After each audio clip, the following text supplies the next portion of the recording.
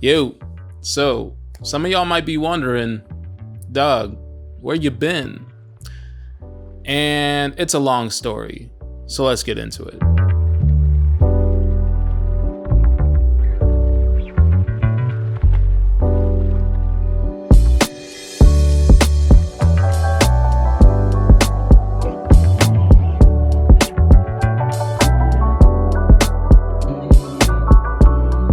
What's up, y'all? My name is Trevor Went. I'm a visual artist focused on making art to challenge perspectives and to give hope to marginalized and oppressed peoples. And if you've been tuned into my work, my YouTube channel, all this stuff, I was in the middle of a limited series that I created called City of God. And we were, 9 weeks in. It was going well. I was enjoying sharing all that work with y'all. And then all of a sudden, everything stopped. Everything went dead. And yeah, it's been, I guess, almost 2 months since the last video dropped.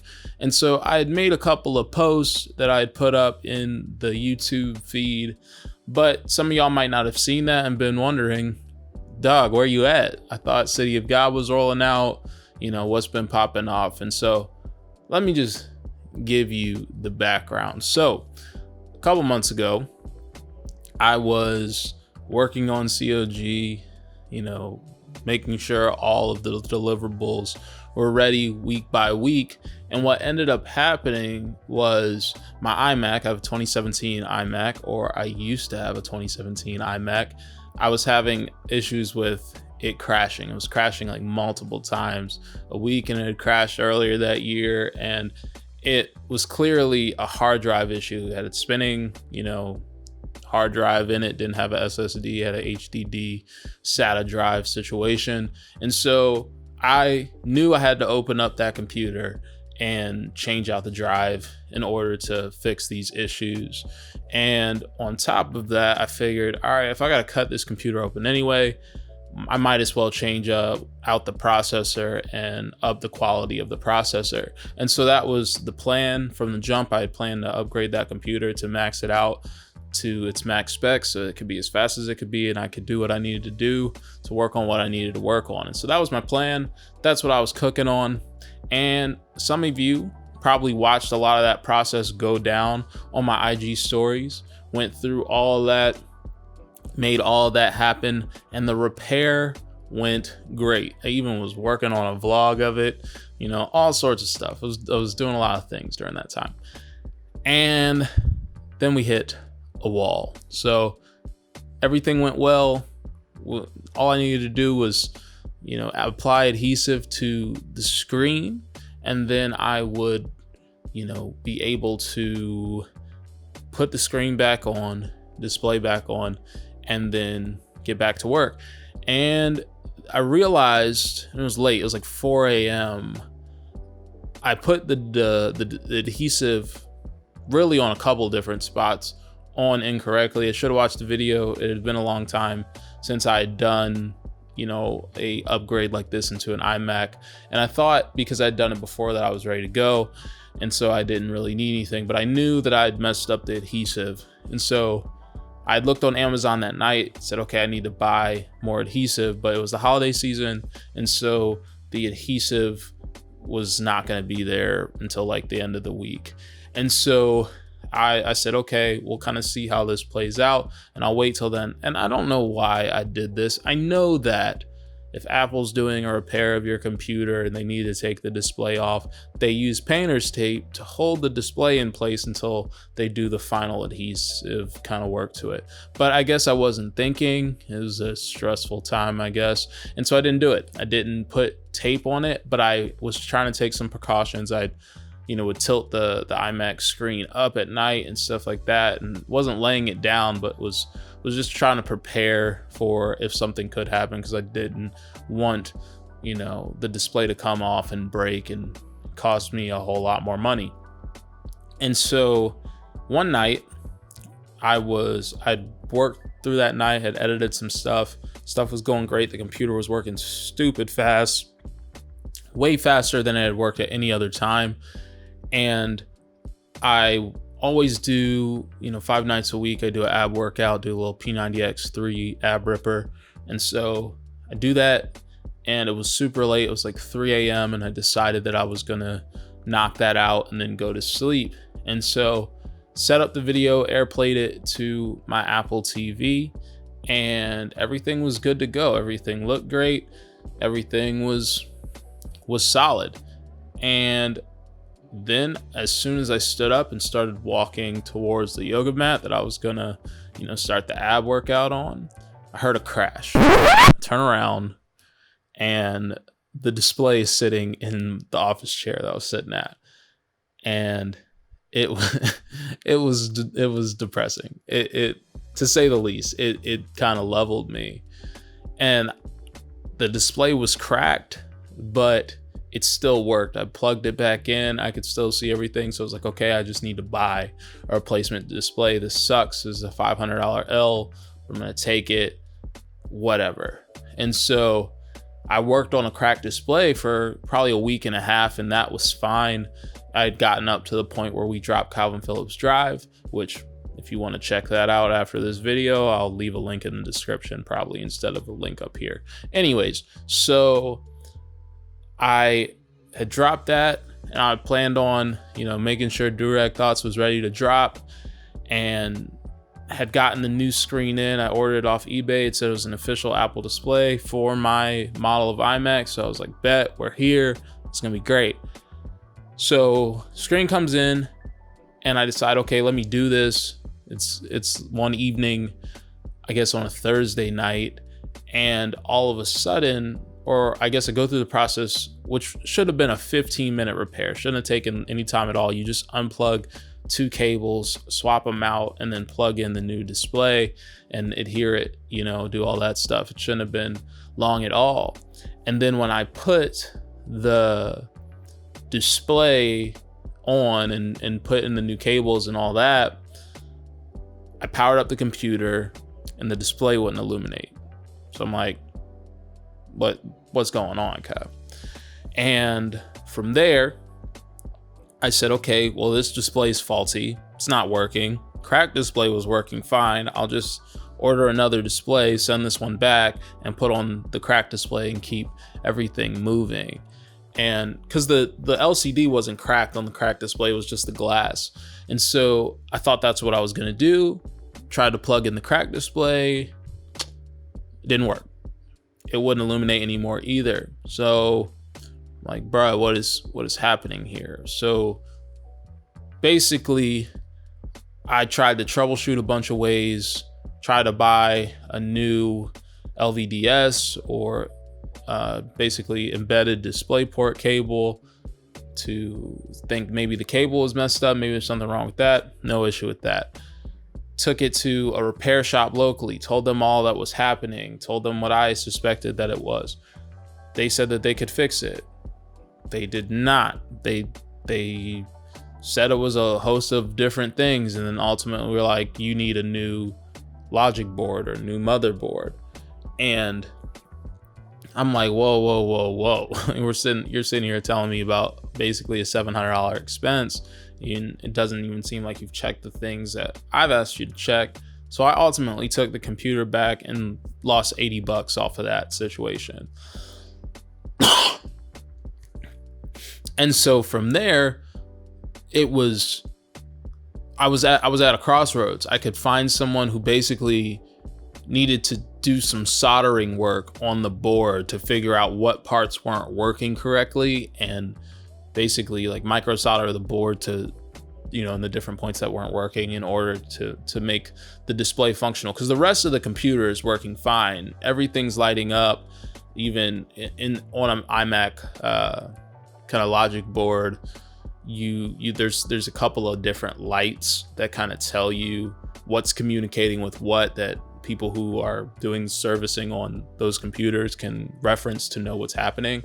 And so everything else was working basically, but yeah, this wasn't. And so through a bunch of research and a bunch of videos and symptoms that seemed the same, what I kind of narrowed it down to was what likely happened was the display that I bought that was supposed to be an official Apple display, which it was, even by the label and everything, because LG makes the displays. It was almost perfect in terms of the same in terms of numbers and stuff of the display that I had. But that display, something about it was faulty, and it likely blew a fuse on my logic board.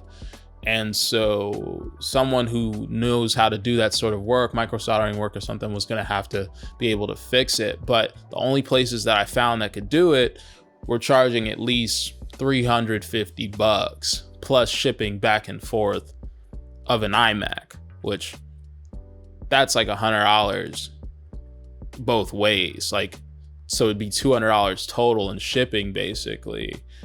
And then on top of that, the $350. So now we're looking at $550 plus a display cost, which is going to be $500. So now we're over $1,000. And I'm like, bruh, that's a new computer. This ain't gonna work. We gotta figure out a different situation. So I ended up beginning a hunt on eBay and OfferUp and all sorts of different other spaces to find a new iMac, and then to part out the old one and sell that joint off, because I did not have money for this expense. I mean, I have enough to cover it basically, but I wasn't in a position where it's like, oh yeah, you can just take $1,000 hit in the middle of the pandemic and just be cooling, you know? And so I started taking apart that other iMac and beginning to sell that stuff on eBay, but then also looking for another computer. So I had one deal that I thought was solid and talked to the dude for like 3 days on OfferUp. Turns out he was trying to hustle me out of my money.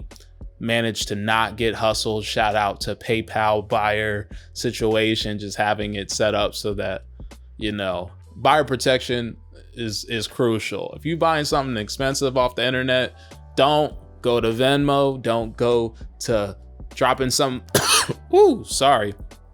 dropping some sort of direct deposit situation. Don't go Cash App, don't do nothing. Go to somewhere with buyer protection. So PayPal, eBay, etc. Those places are set up so that if that person does something shady, you get your money back. But luckily I didn't have to go to the point of, you know, making some sort of claim. The dude was trying to hustle me out of the guap, and basically, because I said, no, we're doing PayPal with the buyer protection set up, he said yes to it, but thought the money would just come to his account without having shipped the item, and basically was, again, trying to hustle. It wouldn't release the money until the thing came to me. So he refunded me, trying to get me to go to Cash App or something else. Didn't work, didn't get hustled, moved on to the next one. Found one on Craigslist that was a maxed out 2017 iMac. It was a great deal. Was gonna go get that a couple weeks ago.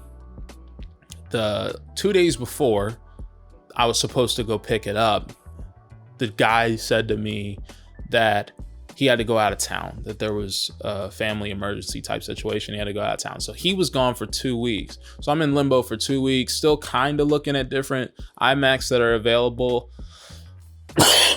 Woo, I'm coughing today, but it's kind of looking at different iMacs that were available, but kind of figured, okay, I got this in the bag and then I'll be back on the grind.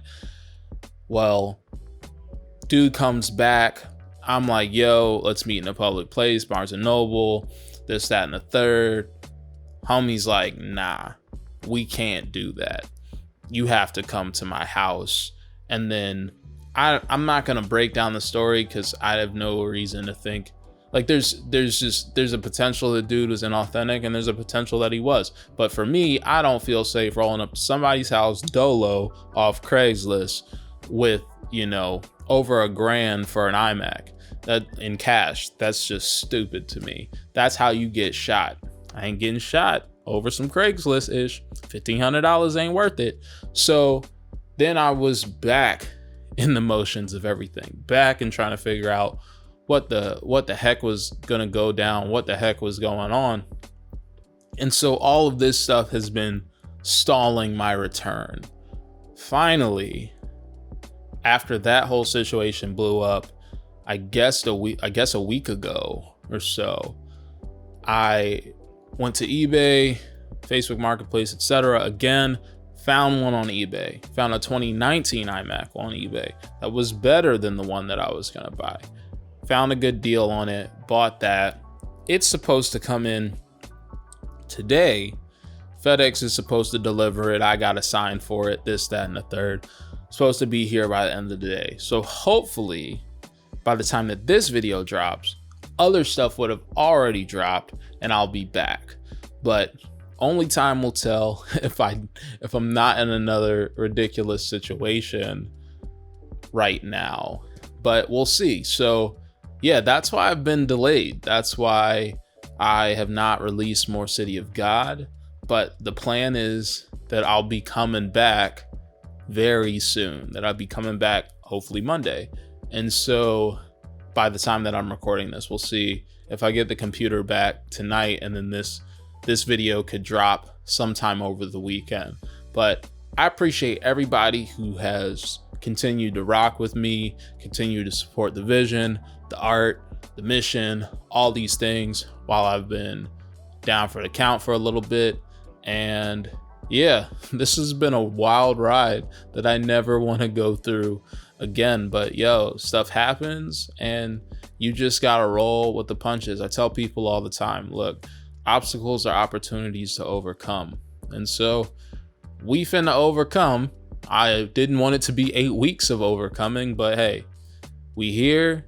You know, the process took longer than it should have, and part of that was because some people tried to hustle me. There was about a month worth of people hustling me, so half this time has been spent where I thought I was gonna get a computer, thought I had a computer kind of down pat, and people were playing games. But it's all good.